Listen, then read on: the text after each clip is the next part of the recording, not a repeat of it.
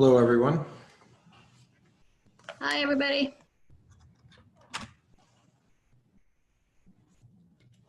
Hi. Good evening. Hello.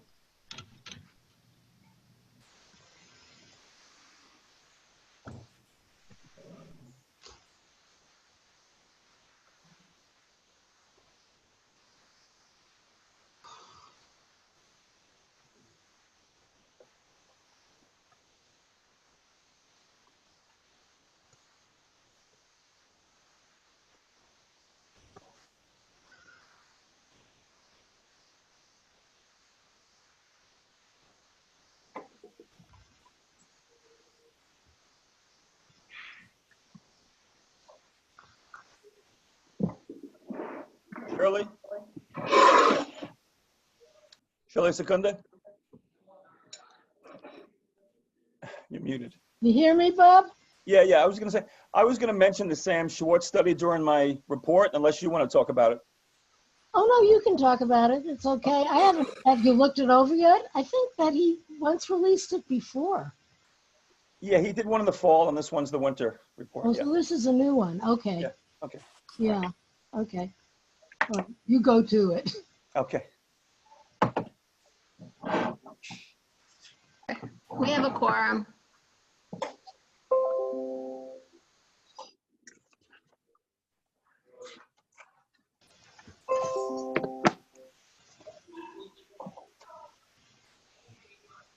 Carter, have you set up a cot there and just moved in? You're muted, Carter. You're muted. Can I just say congratulations, Rich Cacapolo, for being like the world's nicest #1 guy nominated. You saw that on Tim, yeah. Dude, I can't believe I know you, man. That's funny. I'll have to tell him.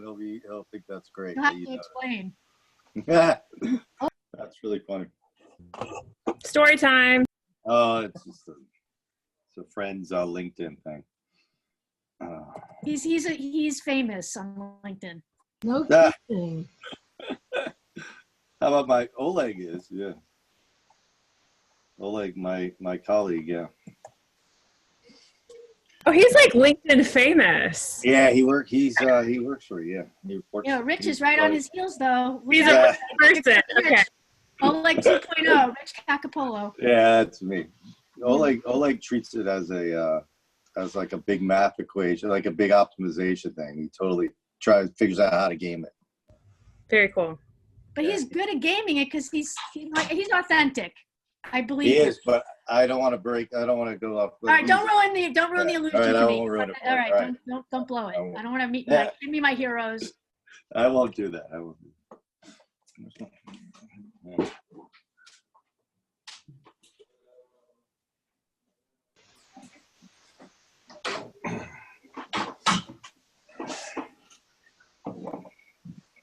Let's still do that.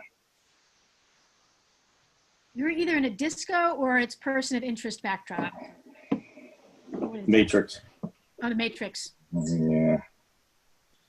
Okay. So This is Sir, we have quorum. Just Okay, we're going to get going. I wanted to welcome everybody. It's May 19th, Community Board 2's Executive Committee meeting. I'm going to put forward the same, I guess roughly the same agenda that we've been doing for our Executive Committee meetings, and it will be District Manager's report, Chair's report. In this case, we're going to review next month's calendar, and then have committee reports and old and new business. Does that sound good to everybody? Is there a second?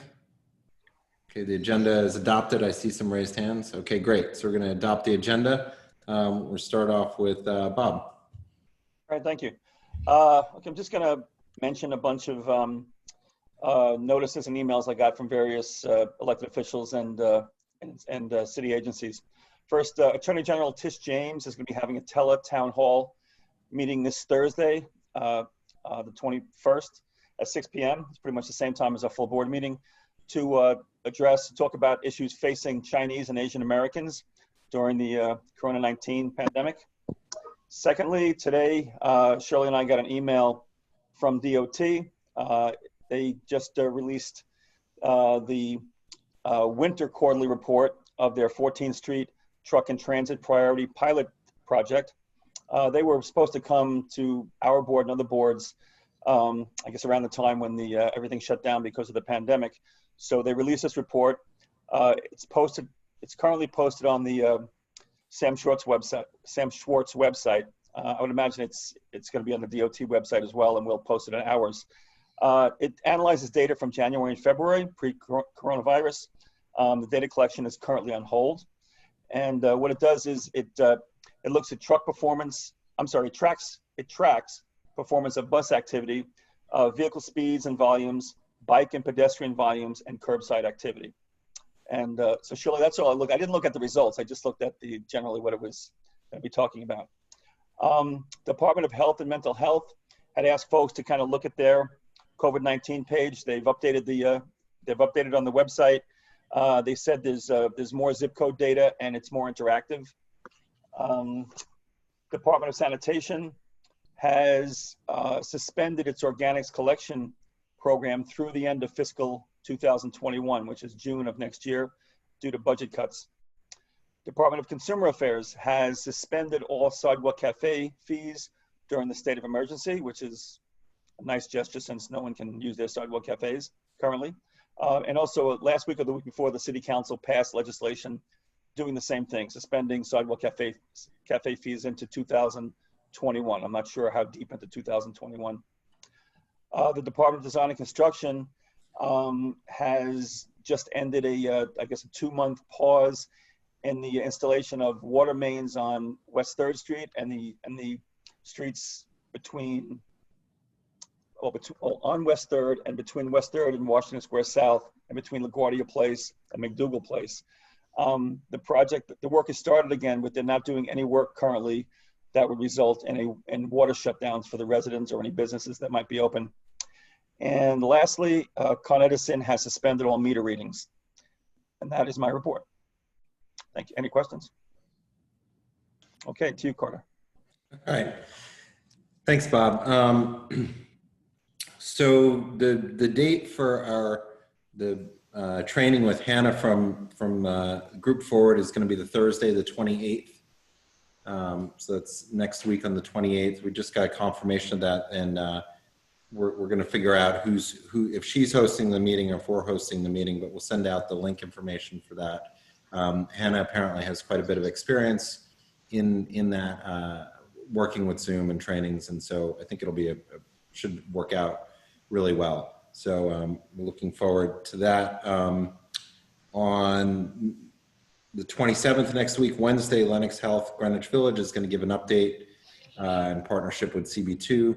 So that should be interesting to really see where things are now. I think, we've settled in sort of another phase of this, and I'm curious to hear what their updates are for us, and also what we're seeing in our at Lennox Health Greenwich Village. I've been reminded by a particular person who's on the executive committee, closing down our hospital, looking back on that right now, it was really a big mistake in having luxury housing, because it's what's holding us back from not having enough beds of moving forward into the next phase, and that could have really helped us out with that. So that was, something for us to think about as we look at changes in our community. The new board members, we're going to do sort of our official welcome next Tuesday before our executive committee meeting at 5:30. There are a couple of you who are on here tonight, and I saw you before. And let's see who I saw. Who do I see? I'm sorry, I'm just looking through. William. Oh, there, yeah. William is there, and I guess maybe it's only William. But so we're going to do that next Tuesday at 5:30. I'll send an email out to everybody, and let's see. Sorry. So writing You said next Wednesday, the 27th at 5:30? No, Tuesday is the executive. Tuesday, 26, got it, sorry. Yeah, Tuesday the 26th, I'm sorry. And I didn't hear. yeah, 26th is the executive, 27th is Lennox Health, Greenwich Village, 28th is Hannah. Oh, and for Hannah, the expectation is still what we had said before.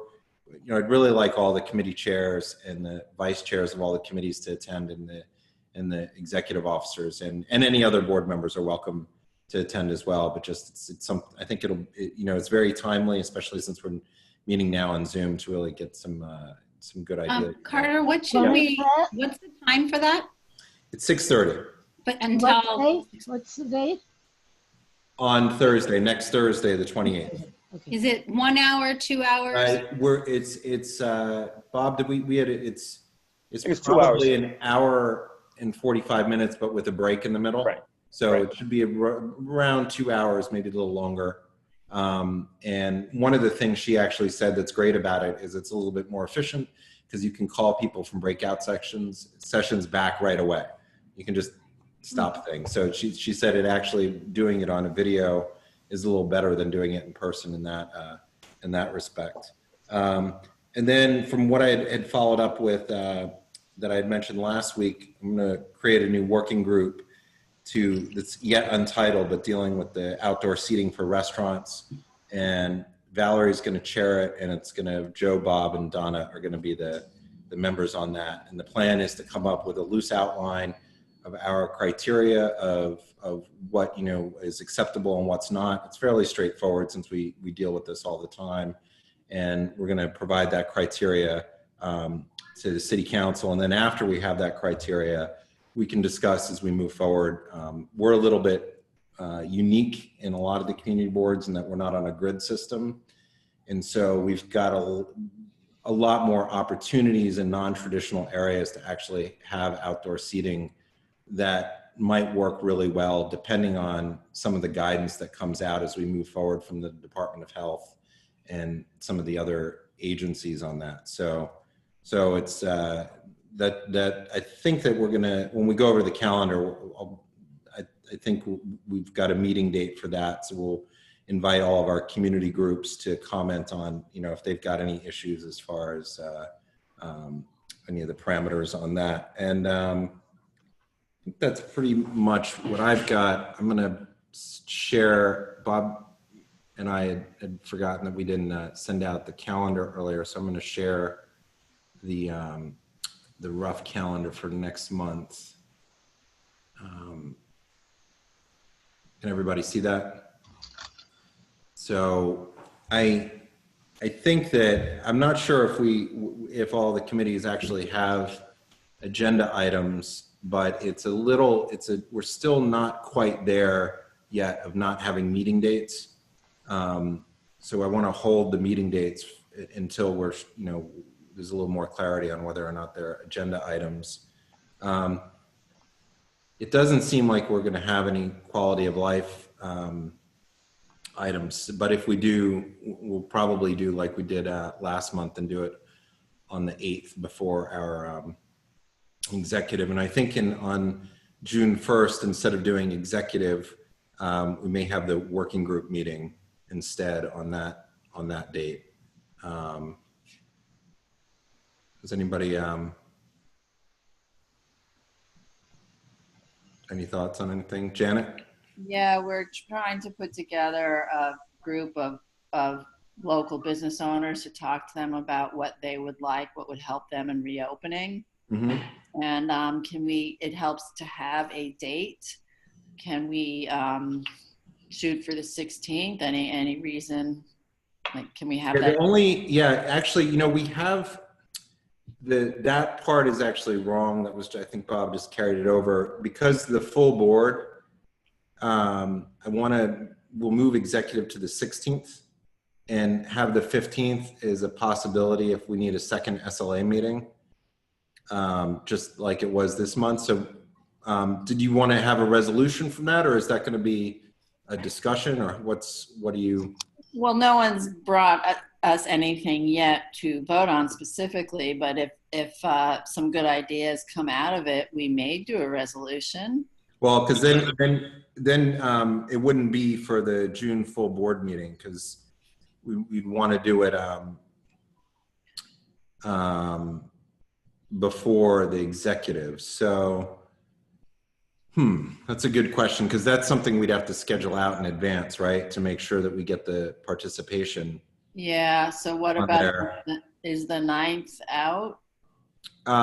The schools and education, I think, Janine, you've got a presentation, right? Our normal date is the second Monday. But we could go the 9th, or we could switch. I mean, there's, we moved to Tuesday this month, but there's no magic to that. So. I mean, I'm just looking for a date. It doesn't. Yeah, no. That's I understand. I mean, well, because I mean, it's let's see if we. I mean, at this point, we have sort of one item that's sort of seemingly holding on land use. Frederica, are you with us? I can't see everybody because I've got a screen shared. Frederica? Yes, I'm here. So how's that land use issue looking? Is that for the Dominic? Is that? I think that's pretty much shelved. It is, okay. So, and you don't know of anything else, right, for land use? Nope, I've been combing through the files and there's nothing. Okay. So we could do it on the 10th. But I just want to confirm that you're moving exec from Tuesday to Monday? For before the full board, instead of the 15th, it will be on the 16th. But I'm looking at the calendar and I'm seeing the 1st, the 8th, the 22nd. Right, no, we've scheduled them, and instead on the 8th, I think on the 1st, I'm gonna do the working group, so we would not have executive that week. Okay. 8th, just keeping executive there with quality of life, and that's just, if we need to conduct any business, it needs to be on our calendar in advance. So that's why we've been keeping the executives there, the executive committee meetings there. And then, so that's, but we typically, right before the full board, we want to have it, so it's, so all committee meetings have happened prior to the executive committee before the full board. Okay, so I'm hearing then that the 10th is okay for small business and economic development. I think that we can confirm that in, Bob, what do you think? Like another couple days, right? Yeah, I think so. Yeah, we can confirm that by the end of the week. But if we get a land use matter that comes in, we're going to have to do the meeting for land use. So you'd have at least, 2 weeks in advance of knowing if that date works. And if that doesn't, and we should also have some clarity at that point on whether we might need to do a second SLA meeting or not. So that could also be the 15th. If you want to have it as just, generally because that type of a meeting, if we're not doing any resolutions, we could just do it on the 17th before the full board meeting. So it's hard because we can only have one meeting a night. That's what's sort of complicating things at this point. Unless, I don't know, Shirley, do we have any items for traffic? Yes, I have a couple of items. Okay. Discuss them now or just wait until we talk? Oh, no, just wait. I'm just saying as far as the dates. Carter? Yeah. There's the other Bob. So Don and I were talking about seeing if we could do the SLA meeting the second week, not the first week, because of the various applications we have. Yeah, we have meetings on all the other, unless it's the 10th, and that's what, if you want to do, the problem is if we have a land use issue that comes up, in Frederica, if we did the land use a couple of days before the full board meeting, is that going to be a problem? I don't think so, but I don't know of anything that's coming along. Yes, okay, so we can, why don't we just... Well, why don't you switch land use with SLA licensing?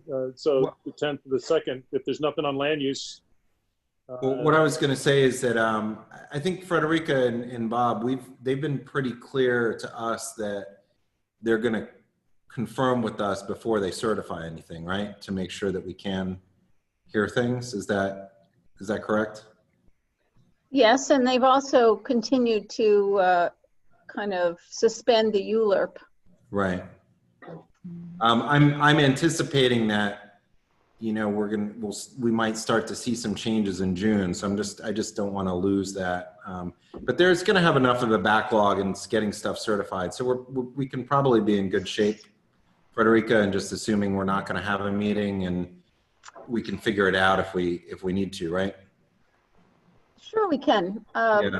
There's only 3 or 4 items that keep getting rolled over. So I think we're in good shape for that.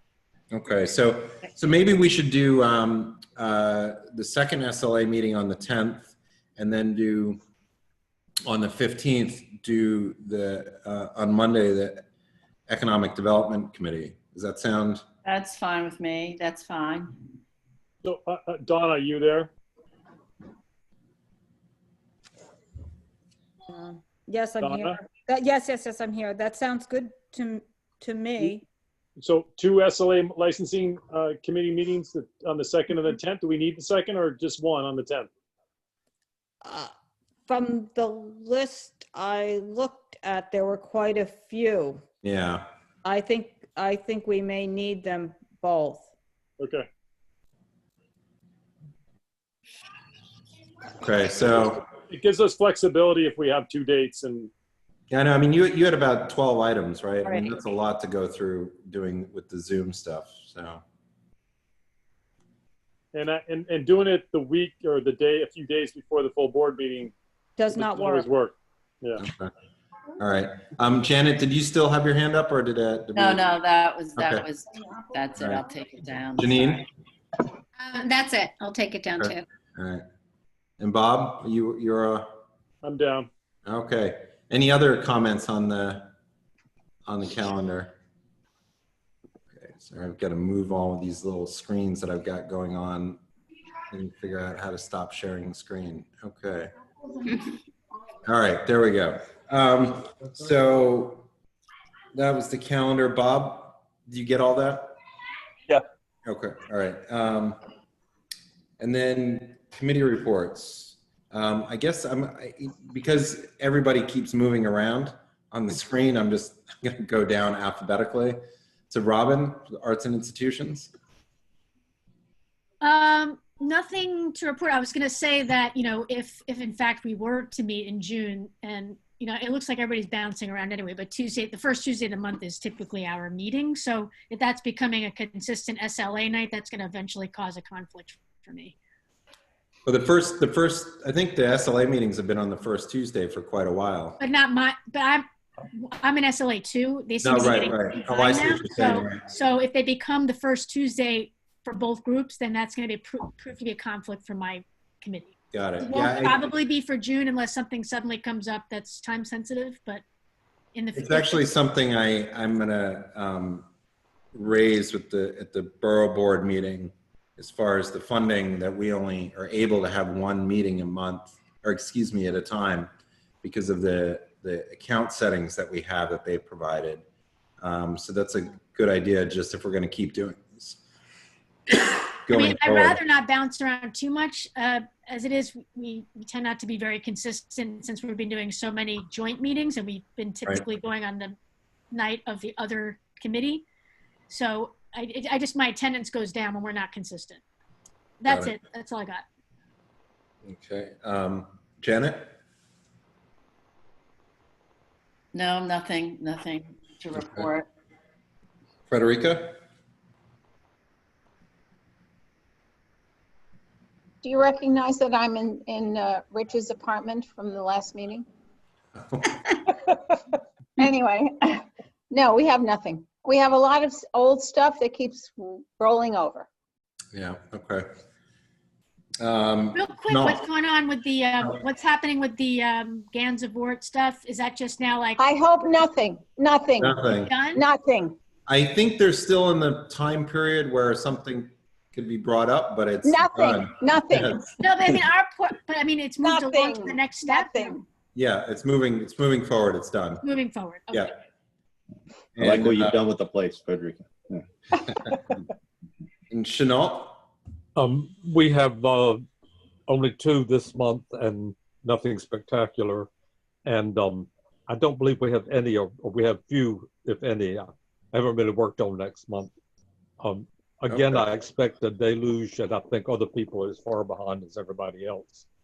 So we're not getting terribly many applications. Okay. Bob or Donna? Ely? Yeah, Ely's the name. Mhm. Bob does not work. Either Bob 1 or Bob 2, but Bob does not work. It's been nothing but compromise at our SLA meetings, not just by committee members, but also by the lawyers and the people who represent the applicants, trying to create some sort of happy medium. I do want to say something I neglected to say last time, was that there was a few items that were heard up at the SLA. And, you know, we can't go up to the SLA, but we present, you know, right before the meeting, we do submit information updating, and it's been pretty successful. It's kind of interesting to watch the chairman and the 2 commissioners as they review applications. So you can watch this stuff, and you're interested in the ones that involve our community board, but you also hear ones that involve other community boards, and it's just kind of interesting to watch them. They kind of remind me of us. They're talking about stipulations, and they're talking about closing doors and windows and hours, and so I mean, to me, it's kind of interesting that that they've almost adopted what we're doing at our community board level, and they sound just like us. So I think that's a real positive. Copycats. And there was a couple items that they did listen to us, and it just seems like business as usual at the State Liquor Authority. So it doesn't seem like COVID has made a significant change, at least in terms of, I mean, I think they're being considerate, but at the same time, they're still looking at things the same way. Thanks. Donna? No, I think that covers it pretty much. Rich? Parks? Yeah, we have, Steve Simon wrote to us and asked to present the revised design for the renovation or partial renovation of Mercer Playground. And we said, yes, he could come do that. Oh, great. So that's good timing. Right. And we are also owed an update from the Washington Square Park Conservancy. They had asked to delay it, but I got to call them on it. They're supposed to come twice a year.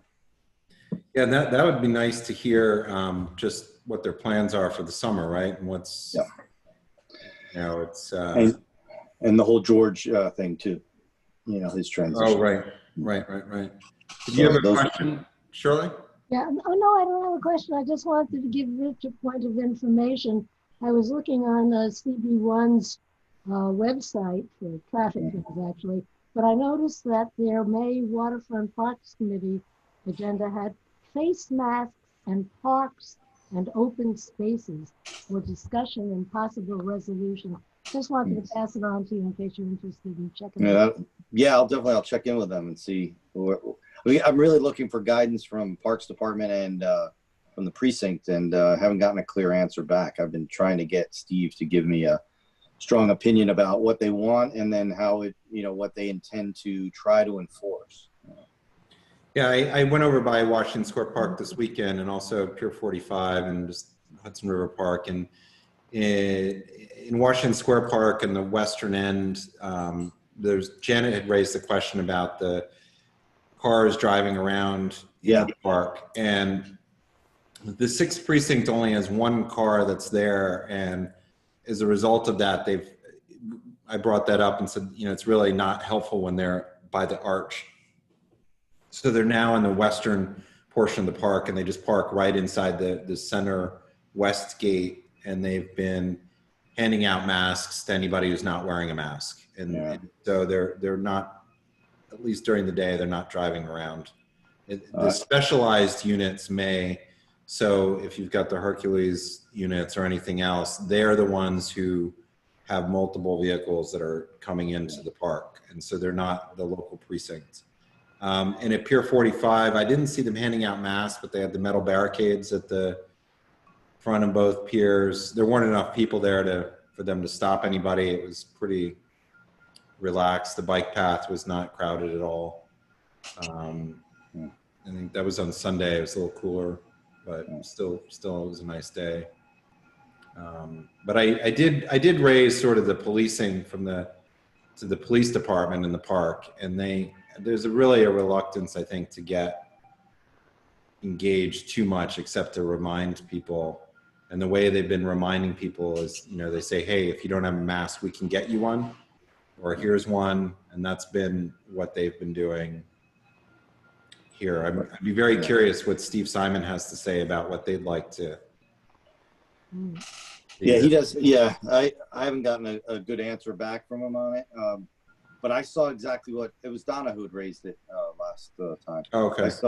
I saw that cruising around through the park. It's like a shark going around in the shallow water. It's seeing the cars. And I was there in Washington Square Park where like 3 cars, 2 as you described and 1 regular, descend on an incident.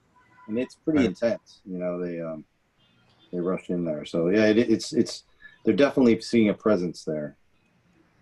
They're showing a presence there. Yeah. All right. Thanks, Joe. Sorry. Thanks, Rich. Joe. Oh, I had a comment about the parks. Oh, okay. Go ahead. Sorry. Sorry. I was on a call today with the Philadelphia Parks and Recreation person, and also Robert Hammond from the High Line.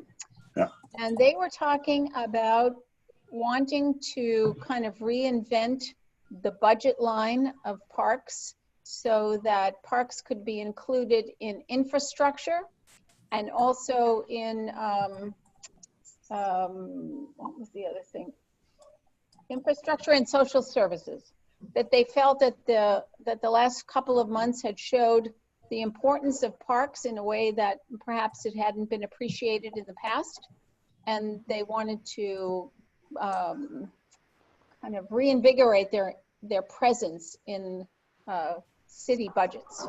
Yeah. And I think that's, I sent that on to you, Rich. Yeah, I see. Susanna, and I hope that you'll take a look at that, because I think, it's an Definitely. interesting gambit.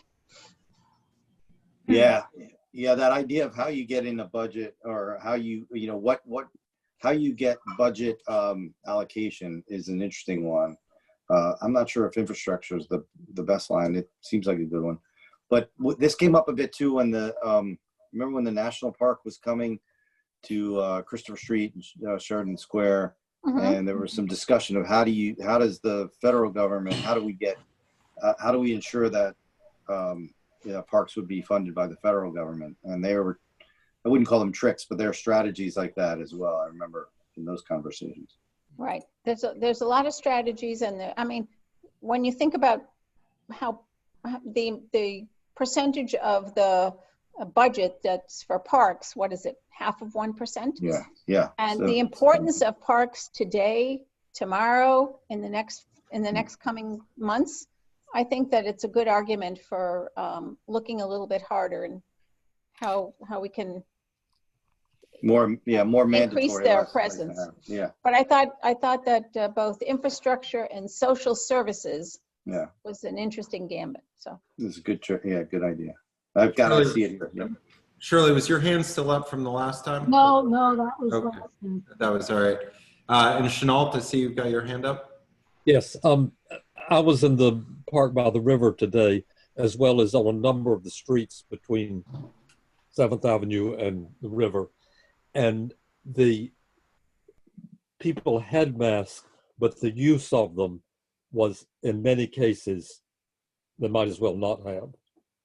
They were under the chin with groups that clearly weren't households, unless they were very big households.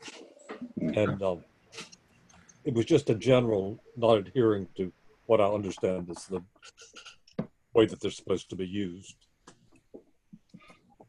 It was especially true on the piers in the park. Yeah, so somebody had brought up like the PSAs, like doing some sort of PSAs with, you know, something in a little more interest. I mean, you know, the more this goes on, it seems like that might be a good idea, just as a reminder. Didn't the governors launch the contest to come up with the most clever? Oh, did he? Okay. Yeah. Yes. It should be something like #mask up. Easy.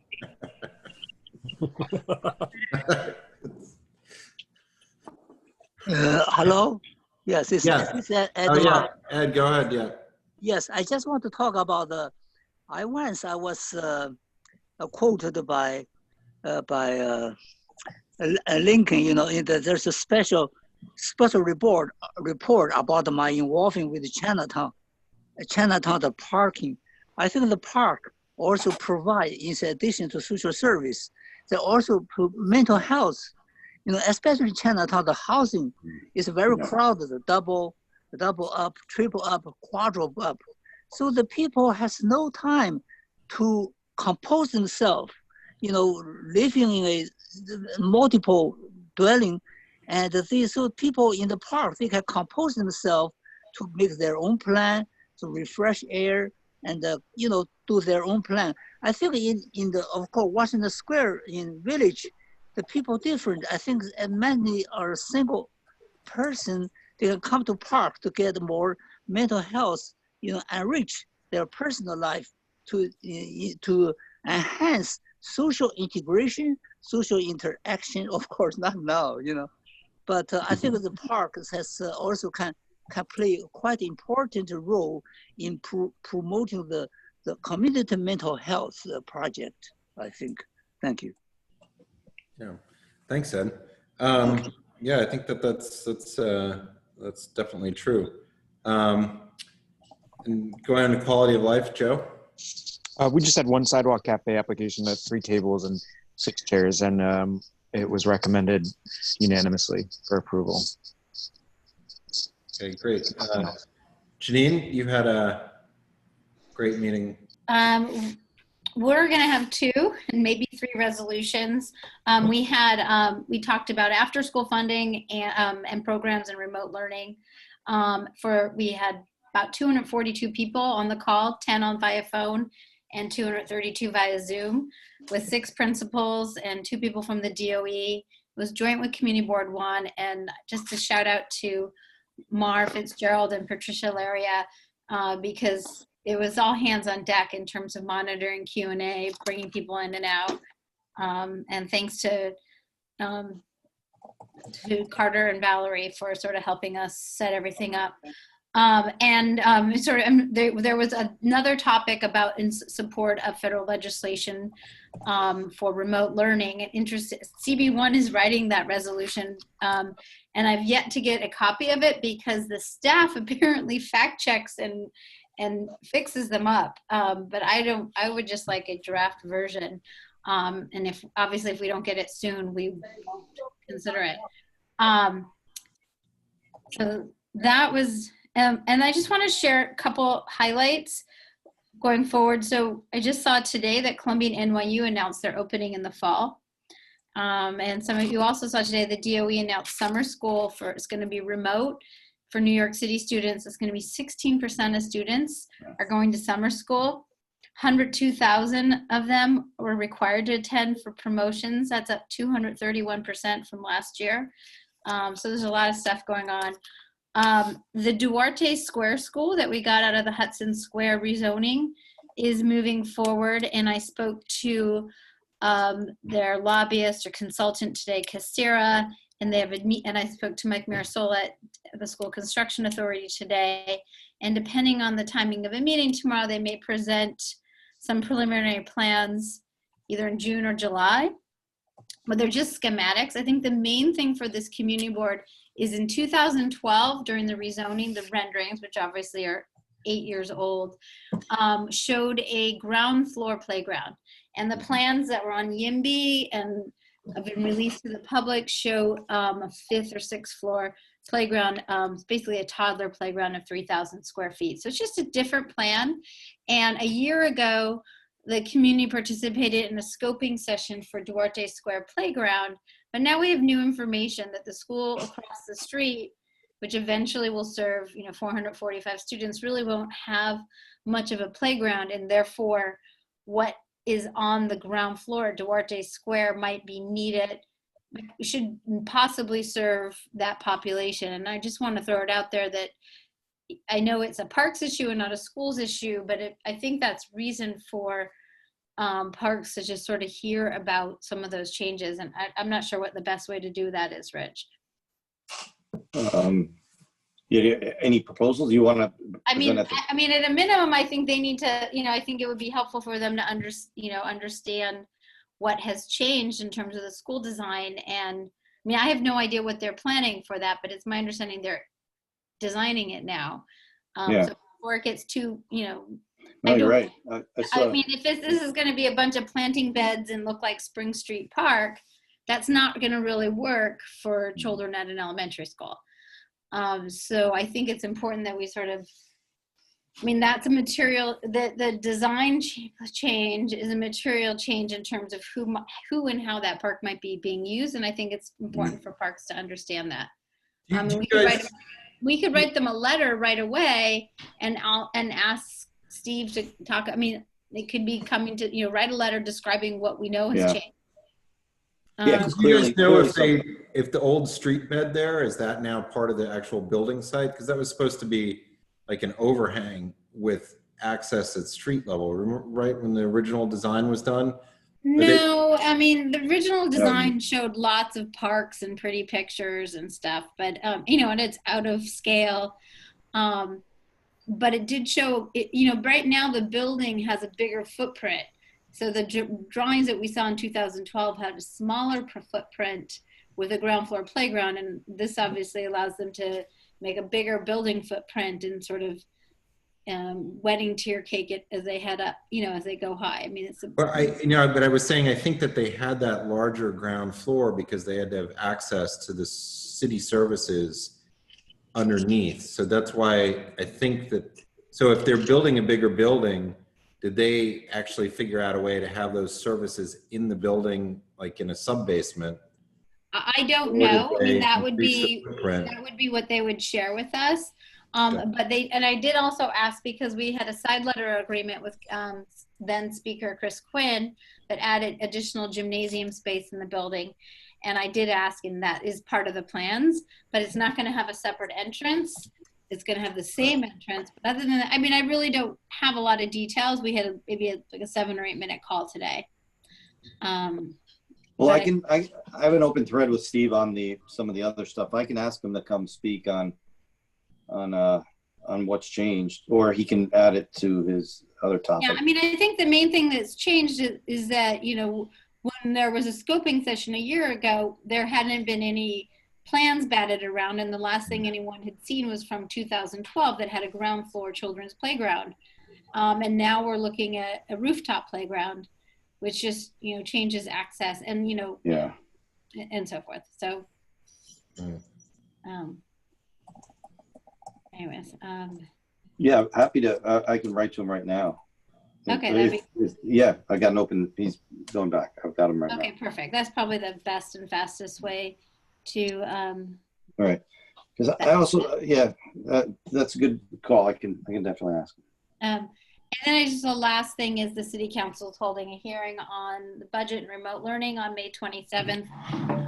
So if we pass any resolutions relating to that this week, we can submit that to the city council hearing. So when you'd mentioned that Columbia and NYU announced that they're opening the fall, is that definitive? It was the headline that I saw, before I logged into this call. NYU provided a lot more detail and Columbia did not, but that's the latest headlines. But our household all thought that was a good omen. Yeah, well, it's good for our local businesses. They're really sort of the center of the vortex and for a lot of our local businesses. And so it's. The only operational thing I saw on that is that fall 2020, winter 21, and summer 21 would be considered one school year. So instead of putting the kids on all the kids in a 2-semester, so they would be spread out over 3 semesters. But there weren't. I didn't read any more details. Yeah, I think the most important thing is that the students are in person with maybe some virtual classes, but that they're here. And that the staff is here, because for our local businesses, I think that's the biggest contributor to our foot traffic in the community. Is like from one institutional place. So that's good to hear. Hopefully remains the situation. So thanks, Janine. Duarte School. Sounds like I think it's still a long way off. I mean, everything in the school construction authority budget, other than stuff that's in progress, is on hold. So if it happens the next cycle, that's a good thing, right? Yeah, and we'll separately have to circle back, I'm sure, on the Bleecker School as well. Yeah. Okay, great. Bob, yeah, go ahead. Yeah, so I don't know. I remember a few things. Well, I think it makes sense to go back and read what the promises were with regards to that school 8 years ago or whatever it was. And I do remember there being a community center involved too. I think you mentioned like a gym or something like that, but it was in another building and that was promised as well, but I just don't have No, it was in the same building, and I have the letter on my hard drive. So I think Bob too you may be referring to the contribution to Dapolito that they made. Yeah. No, there was supposed to be a community center right up there where the school was. Community center. Okay. Yeah, I mean that basically was it. That and from the short conversation, I said, "Is this part of the plan?" And he said, "Yes." So that was, again, it was a short conversation. And I did go back to the restrictive declaration from the rezoning, and included as an appendix is the school construction, the DOE's plan for the school, and it kind of lays out how many classes and sort of the general footprint. And the way it's worded is 3,000 square feet for children's, a early childhood playground, and additional play space, and it had the words "if possible," and it's recommending 30 square feet per person, which is like 10,000 square feet. So that is, that's where Duarte Square comes into play. Yeah, but I guess it's like being, we're finally hearing something about this, and I'm almost thinking like to be more proactive, and it's like just review what was done before, and kind of maybe a resolution saying, hey, this is what you promised us before, and it's been 8 years. I don't want to slap them on the hand, so to speak, but at the same time, I mean, they promised us a long time ago, and all we've gotten is eating and drinking in Duarte Square or whatever. Yeah. One, I'm going to double check everything before we have any meeting, but I think, we basically were promised a school, and we're getting a school, and the way these deals work, where the developer pays for the core and shell, I've had this conversation with Mike Mirasola several times, is that unless this is sort of, if there's something like this in the future, you're basically on the developer's time schedule. So if the developer delays the project for 5 years because of market conditions, the school gets delayed. So we're basically stuck on the developer's timeline, which is Trinity and Taconic, and they basically did a joint venture and they announced it in December, and so that's what finally moved this park forward. The letter, by the way, is dated, the side letter agreement is dated March 12, 2013. And we were promised a double height, 6,300 square foot gym, 3,500 square foot multi-purpose assembly space, and a 2,100 square foot multi-purpose space. And these would all have a separate entrance on Varick Street, which sounds like that might be getting pushed off the table. So that's where we need to Yeah, and that I could just be a think real we should issue. refresh. We ought to refresh the recollection as to what Yes, yeah. their agreement was. You know, they made up that Hudson Square rezoning. It was such a big deal. It's completely changed the whole area. It's been such a I'm not saying the boondoggle, but it was very beneficial to Trinity Church and Trinity Real Estate, and they've done very well in that area. Absolutely. And then, and by the way, Fordham has announced they're going to open, and a lot of schools are opening early in August, and then they're leaving for the Christmas break, like around Thanksgiving. Huh. What's the rationale for that? I heard the. Go ahead, Bob, and then I'll do the rumor.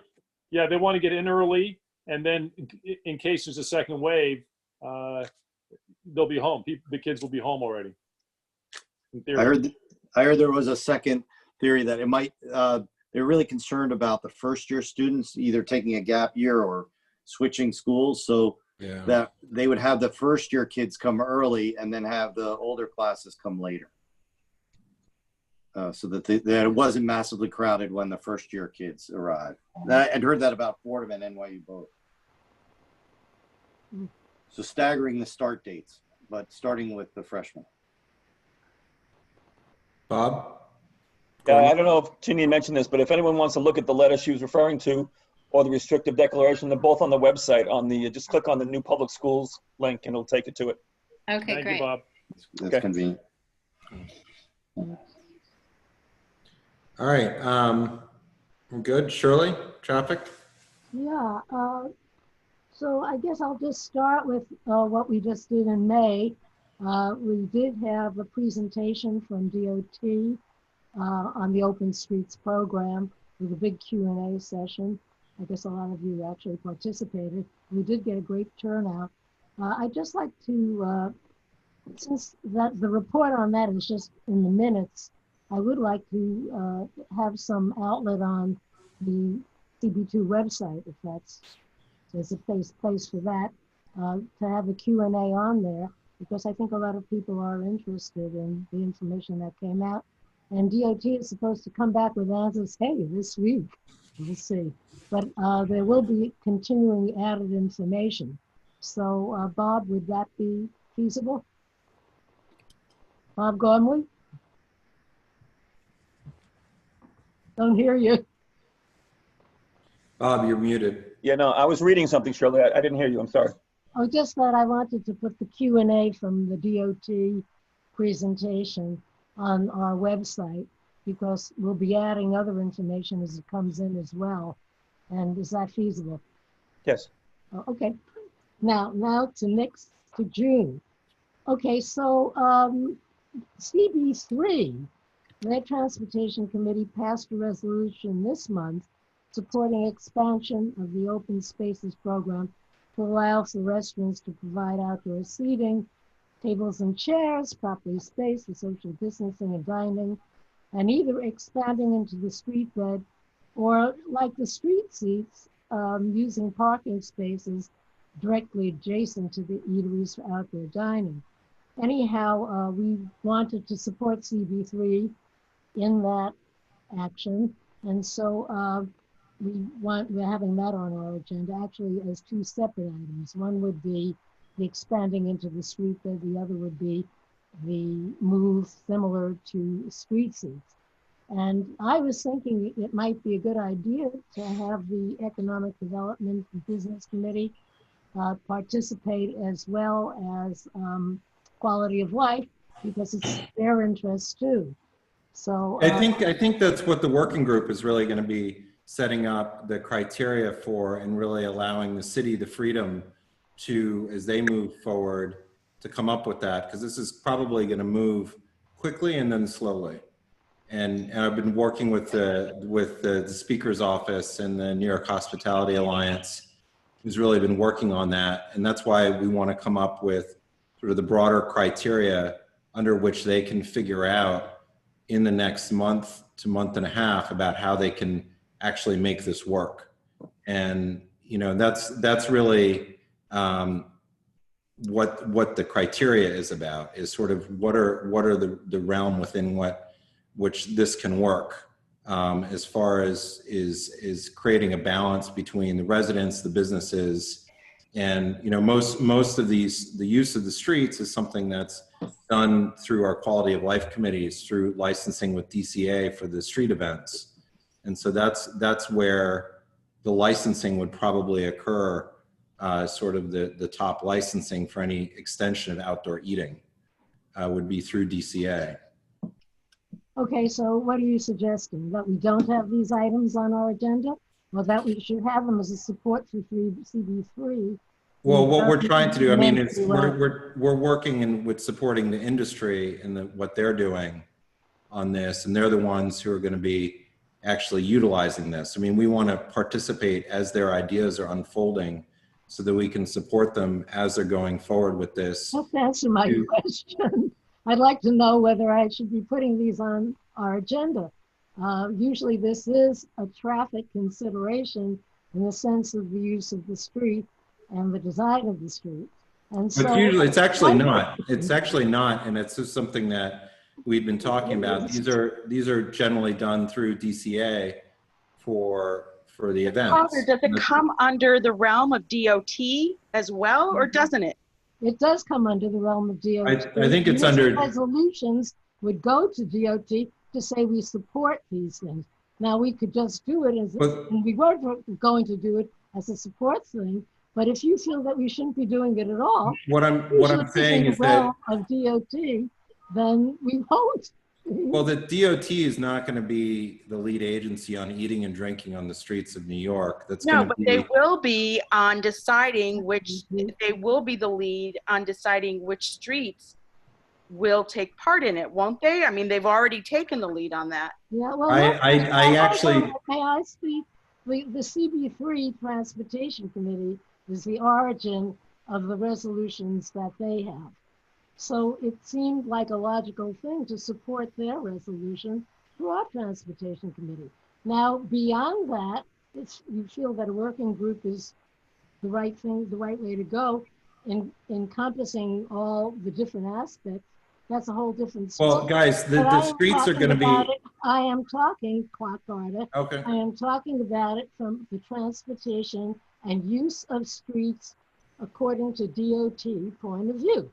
Do we have these two items on our agenda or don't we? Well, the use of a matter of supporting the concept. How do you guys think they're going to come up with the streets? Excuse me? Said, how do you think they're going to come up with the list of streets? Open Streets program that is run by DOT.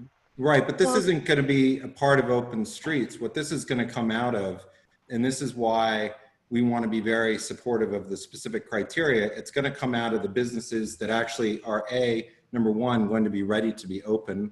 Number two, that are ready to participate. And I don't think anybody knows at this point what that is. That's why we really want to determine the criteria so we can support our local businesses that might be. They have criteria, but I think that it's two different issues. One is using the streets for outdoor dining. We've done this before. We're the ones that approve of street seats, pop-up cafes. This is always, and plazas. I mean, this is always the province of the Department of Transportation in one sense.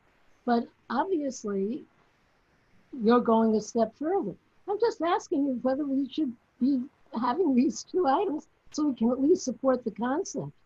Well, I mean, I think that's, well, that's, you know, how about I think about it and I get back to you? Because I'm thinking that, you know, in supporting the concept, the reason I don't want to get too heavily involved outside of saying, yes, we of course support our businesses, you know, going forward. What we want to do is support it in a way that works. I mean, it seems very prescriptive when we haven't even heard from the businesses on what they need, and or even on how this could work, or at what level of seating that they might need to actually even consider this as a part of an aspect of reopening.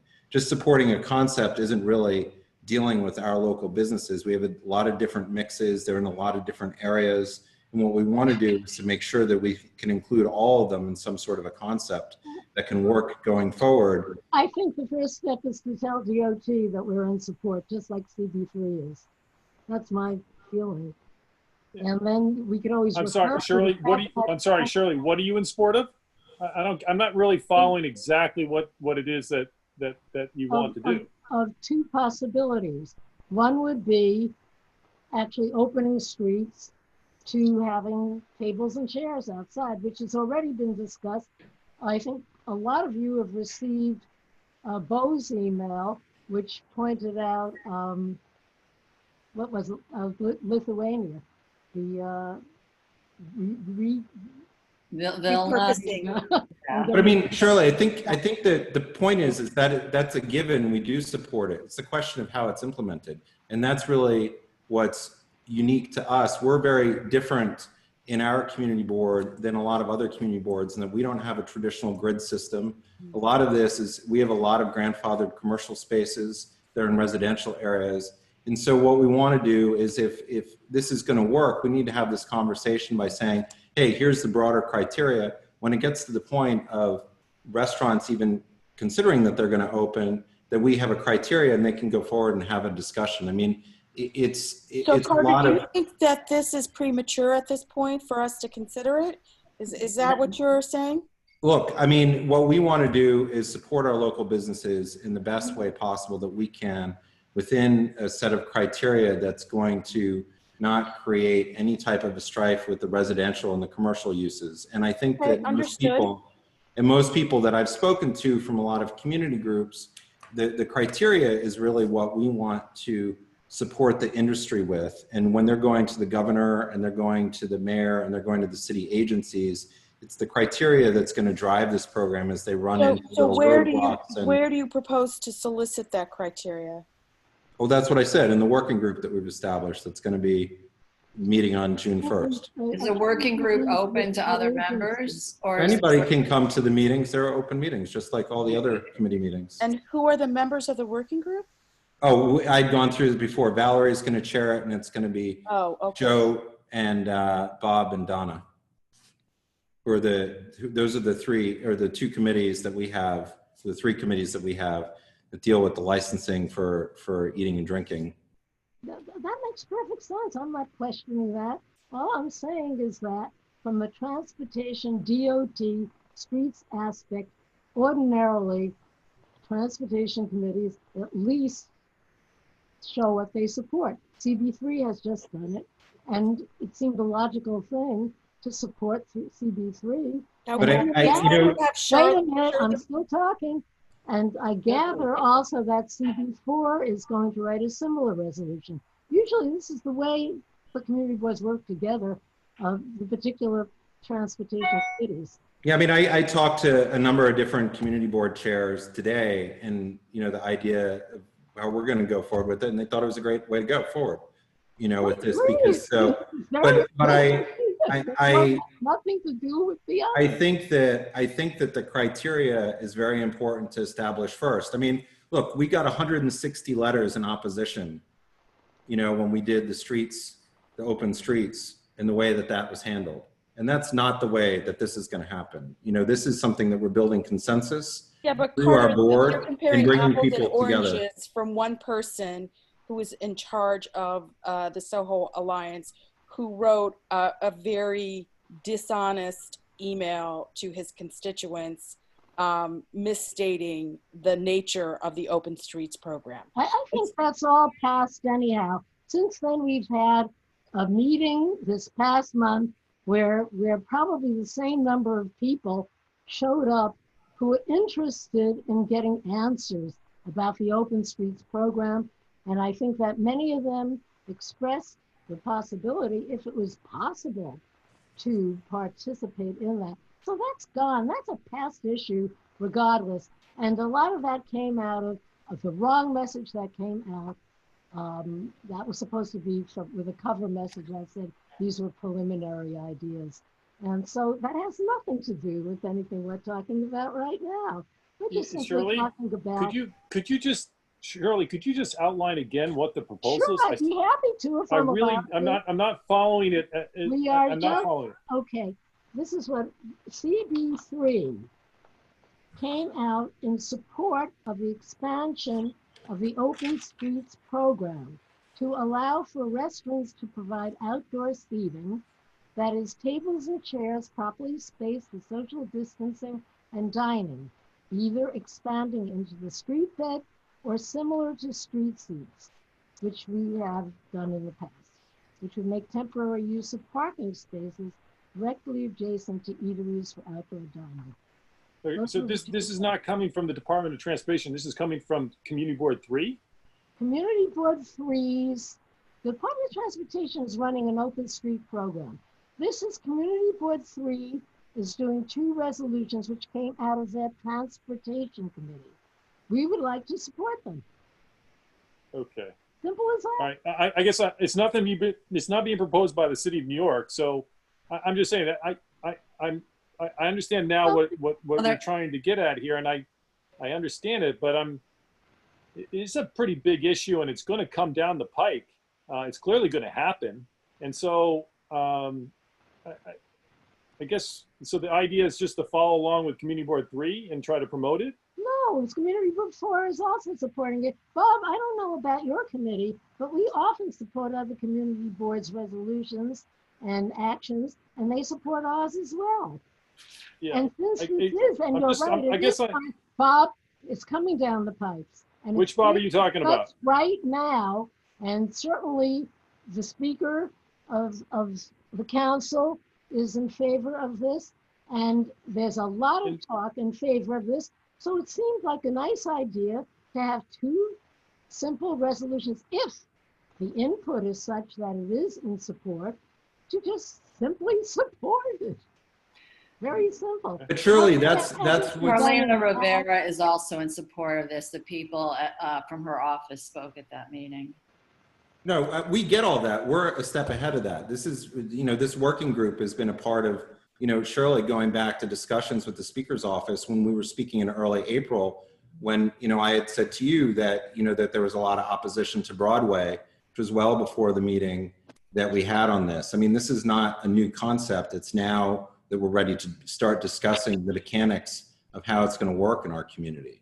And that's really that this is something that we've been working with the industry through the Hospitality Alliance, through their general counsel, through their government relations folks, with the Speaker's office. And that's what we're trying to do, is actually the framework of how this is actually going to work.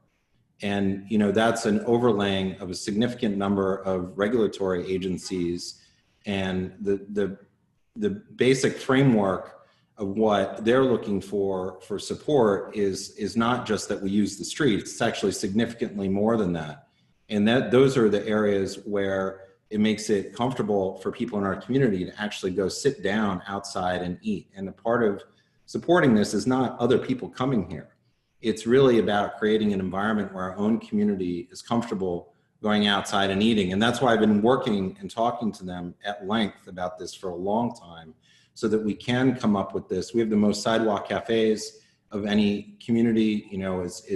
There's a few different tiers of how outdoor eating could happen, but what we want to do is support all of them in whatever moves forward.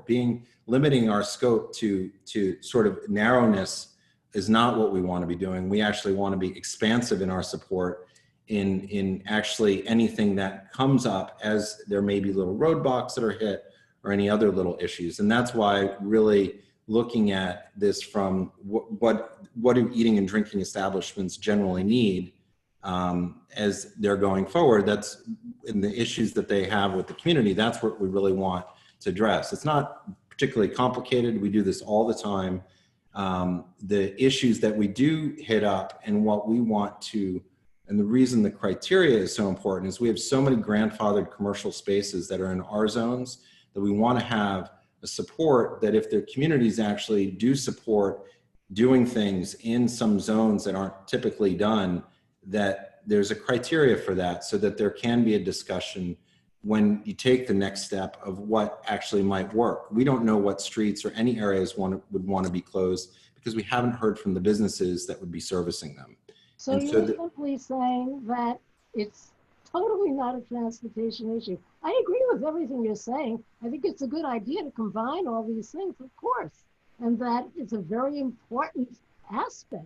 But streets and transportation and DOT are also a major. Shirley, I don't think Carter's saying that at all. Okay, I don't see him saying that. What he's saying is, to me, what I'm hearing is it's going to happen, and when it does happen, we'll react to it in a proper way. And guess what? Your committee will be involved. It has to be involved because it has to do with traffic and transportation. If it's going to be on a street and not on a sidewalk, it has to involve you folks. But well, that's it's a matter what I'm saying too. But it's a matter of reacting to what is actually being presented to us instead of just saying, "Oh, we're all for it."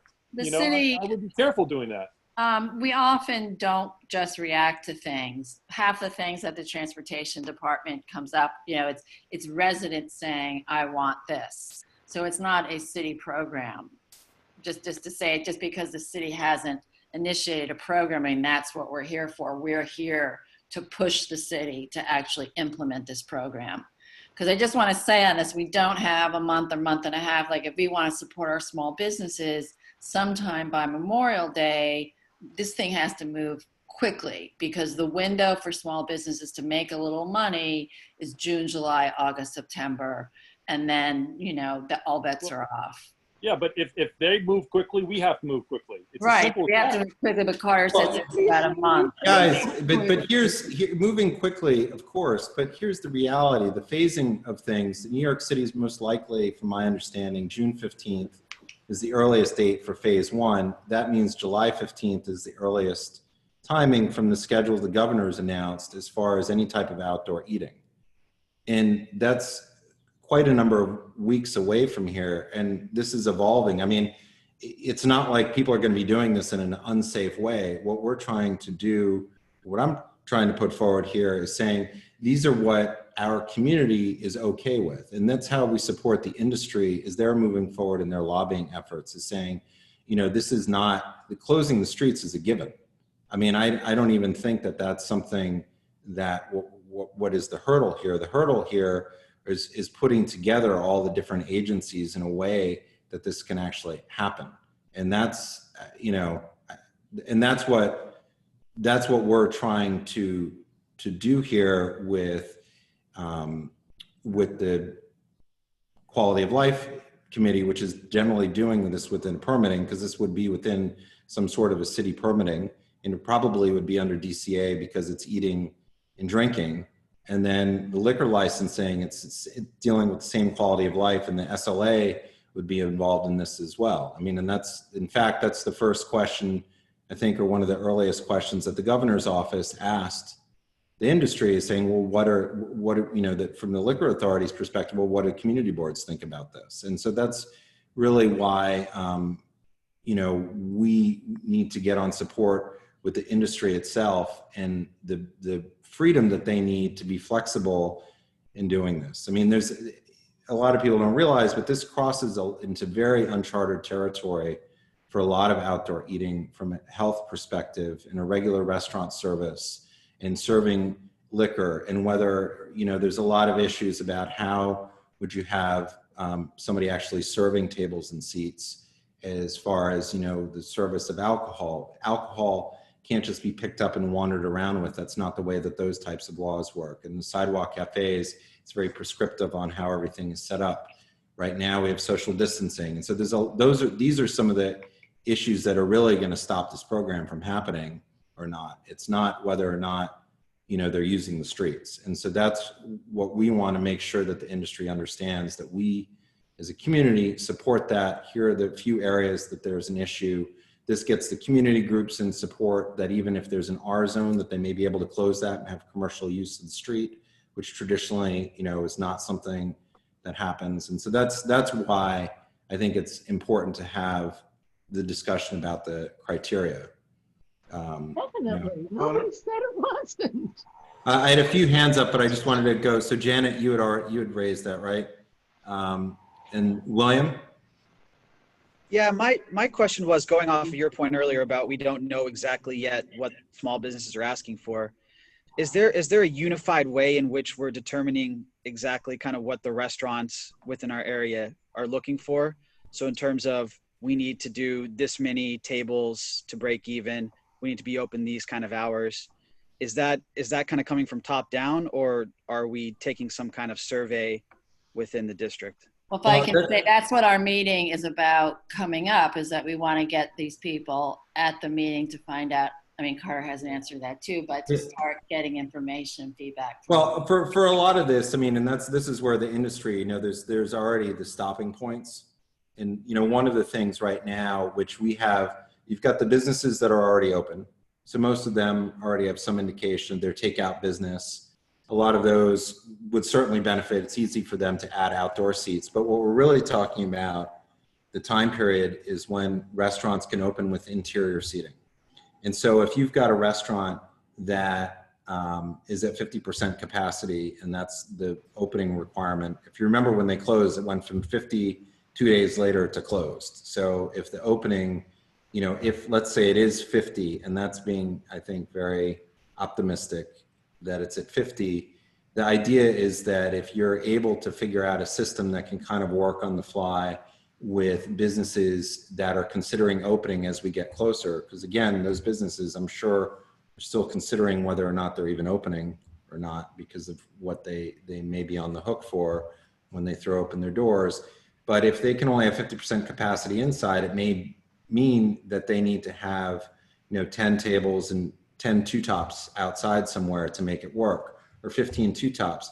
That's out of the league of anything of an extension right in front of a premise, you know? And so that's why really looking at this in a very open way of saying what other streets might be able to be closed that are adjacent, and thinking about it as sort of, you know, an area where you serve that you have to walk 50 feet or something like that. And, you know, that's a lot of the area that is going to make a big difference, I think, to restaurants in our community reopening or not. And it's a lot of tables and chairs that are going to be necessary. It's not just a few. And with social distancing, it's a lot of space. So the guidelines that the working group is going to put together are kind of anticipating that type of need. That's the idea. That is one of the needs. So it's a couple of tiers, but it's taking into account that possibility. So if, for example, if that were the case, you know, would we want to see that having those areas lightly somehow designated so you could have 3 restaurants on the same street serving tables and chairs that are adjacent in such a way? What about if they have different branding on any type of drink that they have, so you can determine who's responsible for an alcoholic drink, which is part of the licensing of things. This is where the complexities in this get involved. And I think that that's what they're looking for support in, that there's a lot of, these are where the hurdles come up. And it's really, you know, how do you do this? And it's not saying, okay, what streets do you use? It's saying, you know, what are some broad hours of operation that are okay? What are hours of setup? What are hours of breaking things down? You know, is this going to involve the freedom of, you can get very involved in this, but the idea is to not get too involved, because obviously the city's not going to approve any unhealthy eating, you know, outside, or something that doesn't have PPE. But what they do need to know is that if we want to have a conversation with a community group, we can say, look, we've already supported this general concept that shouldn't infringe on your living there. For example, you know, if places are closed at a particular time, if there's no music outside at these things, suddenly it's very difficult for people to object, because to your point, William, it's like, you know, you need a certain number of tables and chairs to open. And that's sort of, we don't know what that is, and probably won't until getting much, much closer to this, when people start having the reality of, are there any other federal programs that are coming that are assisting them with rent? You know, that's obviously a big thing. A lot of the conversation with landlords haven't happened yet, as far as, you know, what are the actual, what do they owe on their leases? You know, there's so many conversations that haven't really happened, that getting too far ahead on this is not helpful, but creating the framework within which it can, I think, is important. So that's, you know, once it gets going, you know, and then we also have a window. I think Susanna pointed out last week that this is really only until the end of September you know, maybe first week of October, where you can really depend on the weather to be amenable. So that's sort of where that, but it's a harsh reality, is that the number of seats and tables that are out in front of a place, it's not enough to keep anybody in business. And so that's really why we have to think a little larger in these parameters to allow some creative thinking for what that might look like on a Friday night or a Saturday and Sunday, which is where I think all the restaurants really want to be in place to have service on those 3 days, to see if it, you know, if it works. Okay, Michael wants to talk. Yeah, Carter, this is a follow-up question to what William was saying. Really two parts to my point. Number one, I think William mentioned, how will we reach out to the businesses? And there's a reason I'm asking it. I observed on Saturday night on Greenwich Avenue, between 6th and 7th Avenues, almost every restaurant had tables out on the street already, kind of testing the waters to see how it would work. And I noticed that there were people waiting for takeout, drinking on the street with their masks down. And that is a real serious issue that we would need to consider in this working group, because I've seen a lot of the restaurants already practicing on Saturday night, and I've seen residents of our community on Greenwich Avenue, which is full of restaurants, starting to test the waters. So I think the working group is an excellent idea. I understand Shirley's point about the streets, but it really is a matter of what the businesses can accommodate and what we feel as a community is appropriate on the streets on which we live. The second part of my point is we would need to act quickly. Do you anticipate that this would be City Council legislation or Department of Consumer Affairs rulemaking? If we have such a small window to operate, just a few months during fair weather, how quickly can we as a community board adopt whatever it is that the working group recommends and get it to the appropriate authorities to impact on what happens on the street? Because as I say, I'm seeing our restaurants doing it already. Yeah, I mean, that's a really good point that you brought up about restaurants doing it already. And that's actually the conversation I had with the general counsel of the Hospitality Alliance. And, you know, the point is that you want to get a regulatory environment in that people can follow the rules. Because right now you fall into that, oh, well, everybody else is doing it. And that's not how you can operate an industry. And it was interesting, we actually talked about that quite a bit. We, you know, from my observation, you know, there certainly was widespread this weekend, but I think that in most cases, people were generally adhering to keeping socially distant spaces between groups, you know, that there was space. I'm not saying everybody was perfectly well behaved. It didn't seem like anybody was disorderly.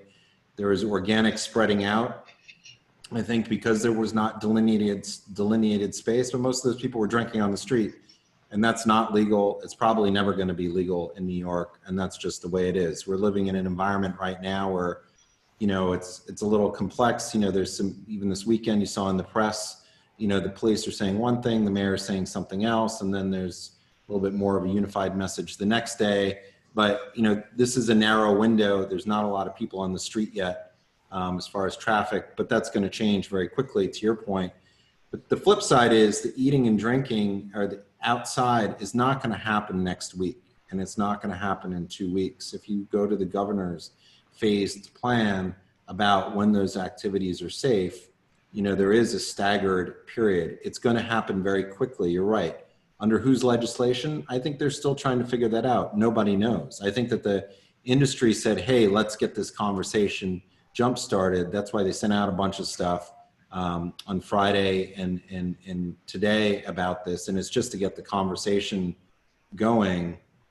But it's about that criteria of just, you know, what's okay in our community. And that's the beginning point of the discussion. And then from there, let's see what, you know, what can work. I mean, a lot of this is, we may think that certain streets make sense for this program and people want to talk about them, but until you hear businesses that want to open on that street and they're ready to open to discuss this, it's premature to have that discussion. Things change every week. You know, it may be that there are new parameters they figure out, or somebody figures out a new way to do outdoor dining. We don't want to jump the gun on that. But what we do know is that most residents don't want to have somebody outside at midnight, you know, having a party underneath their window. We do know that people don't want to hear blasting music outside. You know, these are not complicated issues. And I think that if we can unify behind those criteria, we're very much in the position to support a lot of creativity in how this moves forward. You know, and so the working group meeting is open to all members. Yeah, of course, it's open to everybody. Participate. Yes. So we can all participate in the formulation of guidelines, which presumably would then be the form of a resolution that our community board would adopt. That's exactly right. Good. Hey, Carter. Just, yeah, Bob. I raised my hand, but you know, look, we want to be extremely supportive to any business, okay, which is going to open up under these circumstances, because if they open up, okay, they're going to open up in a losing money proposition. Okay, they're not going to be making money opening up at a reduced number of people in their restaurant, if there are people in the restaurant or outside the restaurant. Then who's going to go, right? Who's going to go to the restaurant? All right, it's not going to be people from New Jersey or Long Island. Nobody's being invited into the city at this moment. Okay, and maybe in a month or two, hopefully things will get better and people will start coming in. But I expect that it will probably be people living in the city that will be going to the restaurants outside, and that will invite other people back in from outside the city. And so it's clearly a good idea. And it's just a matter of getting the right businesses that are willing to do it. And I don't, at this point, it is going to be supply and demand. And the question is which businesses are going to do it and which are not, unfortunately. Yeah, and just to William's point that he brought up earlier, this is really a bridge period, you know, of can a place fly the flag? Can they get out? Can they get reacquainted with their customer base? Can they create a new customer base in the community of the people who are here? Can they develop those relationships in such a way that they're not hemorrhaging money to the point that they can't reopen, you know, fully come back into gear as we move into later in the year, in October, November, December. It's really getting through, you know, it's like, you know, a number of people have said it's not a question if we can open our doors, but why would we? And, you know, it's really, can you get to that next spot? Can you get through this tough time period to really get there? And, you know, we want to be as fully supportive of businesses so that they don't see anything from the community as a roadblock, that there's full consensus from the community. There's no surprises, you know, that they don't have to worry about, you know, somebody getting super upset with them. I mean, this is, you know, if we don't have, you know, our businesses are a streetscape. That's the community. That's why, you know, what we see when we walk around, those are the, you know, in addition to our neighbors right now, you know, the businesses that are open, that's it. That's the only people here right now. So, but it is, we're very unique in that we have so many restaurants. I think we had one licensed premise per 100 residents in the community board, you know, as of, I think I figured out that number about 4 or 5 years ago. That's not nearly enough, obviously, to support the businesses that we have. And so we want to make them as comfortable as possible, that anybody here would feel comfortable going down and sitting at a table. And, you know, over the weekend, I've told a number of people this. I went and just stood out in the parking spots in front of places in different areas and said, is this where I'd want to sit? And the reality is it's not really that inviting because the sun's beating down on you.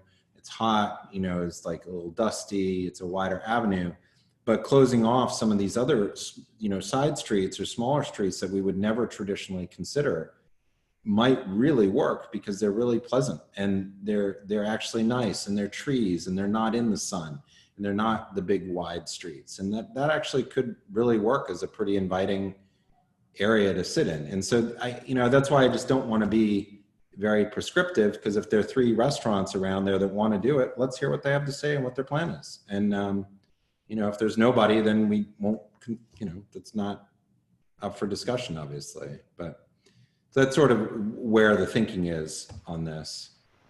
Okay, I agree with you, but we're back to my agenda. And I mean, is the general feeling, don't bother? Because this is still a street DOT issue. And it seems that it would be at least a gesture of support without us developing anything, which I never suggested. It's a good idea to have this working group. I never said it isn't. All I'm saying is, I think that it would be a good thing to show our support for doing this kind of action in DOT's streets, who have the jurisdiction over the use of the streets, period. If everybody says don't do it, then I won't have it on the agenda. I mean, I think to what Bob was bringing up is that we just have a different, you know, street grid down here than the other community boards. And that's why I'm very hesitant, except saying, of course, we support the programs that will work. Yep. Let's move on. But Shirley's not suggesting being prescriptive. It's just saying that we support, we could even put in the resolution, we support the concept of a working group. We're not going to come up with, you know, that the hours or limits, just that. Well, the working group's going to be meeting on the 1st, which is before the transportation committee meeting. Okay. So I mean, we could also say that we support the criteria, whatever it is. But it was mainly just to get out there, like with the other two other community boards, we're in favor of the concept. And since we are the ones that deal with DOT, we're telling DOT this. Since, as Bob really pointed out, DOT will have a say in the way these streets are going to be used and which streets make sense. All right. Well, I think why don't you send me an email with the specifics and we can continue to talk about it. But I think everybody. Okay, those specifics will be the same as I said tonight. But I do want to say something else for the agenda. I just wanted to check Janine Kylie. Gina, are you there? Just put on your unmute. Last month you had talked about Houston Street in terms of, I think, a full bike lane. I can't remember. And Carter, by the way, you had said something too. And I had promised to put it on the agenda, and for the life of me, I can't remember what that request was. It was on the agenda last month. Well, last time, it was just the one block. Yeah, but the one that already took place. At Carter, had you said something about a broader, more extensive type of bike lane treatment or change? No, I hadn't. I think if anything, I probably just referenced that we went through this all when they put in the Bleecker Street and the Prince Street bike lane and the Spring Street, that we actually originally wanted that on Houston and they wouldn't do it. You know, that we wanted to protect the bike lane, and then they. Resolution for Houston, as a matter of fact. But not to do, nobody, you're happy, Janine, with just the resolution for between Washington and West. That was what you were. Yes, Yeah, and I okay. have not had a chance to read it yet, but I Okay. will. I do have one other thing, and maybe this is something that the working group should be handling. We had talked last month about reaching out to different block associations and groups about the open streets. And I don't think we ever went any further on that. And would that be a suitable thing for the working group too, I wonder? Yeah, all those groups were invited to your meeting this past month. We had sent out this separate email to them, and I think I had talked to a few. From my understanding, I only know of one, but there've been at least three requests from community groups for open streets. But I don't think that the city has moved past sort of the more official groups in approving those blocks yet. And so we were going to follow up right. with them, or at least with one of the groups had requested, you know, where that stood or what their objections were, if they were just waiting to see, you know, how this was going to work out. I went up to the meatpacking district to their closed right. streets. There was 12 people on one and 6 on the other. When I went through there, they did it very nicely. It was easy if a car wanted to drive through it. you know, it was done well. I mean, it wasn't a big deal. They had, you know, nice orange signs that said, you know, shared street or something to that effect, 5 miles an hour. It really was not, they were unmanned. It wasn't, you know, an issue at all. And, you know, and I think the design was nice because they had the alternating barriers so you could actually fit in if you. Yeah, I mean, it was, you know, it's very, very easy to go in. Well, my only question is, we have talked about reaching out, that certain people might know certain people that they should reach out to. I remember Katie Bordenaro said that she would be willing to. Yeah, she has been. I mean, that's how we found out which groups had actually applied. I think that a group had applied for Greenwich Street, you know, just similar to what we had talked about from Christopher Street North. I don't know where the terminus was. And there was another request, is it Bob for Jones Street, and then a portion of Morton Street.